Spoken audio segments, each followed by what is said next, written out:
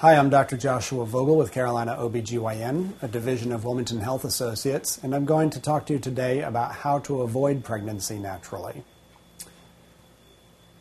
For most couples, using what is called natural family planning is the least effective approach to birth control and generally would not be endorsed by most gynecologists. However, for a lot of couples, be it religious reasons or personal reasons, using standard methods of birth control is undesirable or inappropriate, and they must rely on what we refer to as natural family planning. The two most typical approaches that are used are what's called the withdrawal method and the rhythm method. The withdrawal method has very little value in that the man typically ejaculates enough sperm to get the woman pregnant prior to his full orgasm. And so by the time you've withdrawn, it's already too late. However, there's a lot more to say about the rhythm method.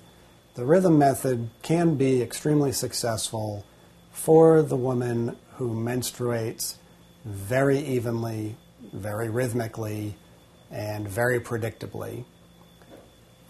It does not necessarily matter the length of the cycle. As long as you know when it's coming, you can then accurately predict when you are ovulating and be able to then time your intercourse for those time periods when you are not or at less risk of getting pregnant. It still carries a very high failure rate, but essentially, if you know when the first day of your period is going to be, you can count backwards for 14 days, and that would be your day of ovulation.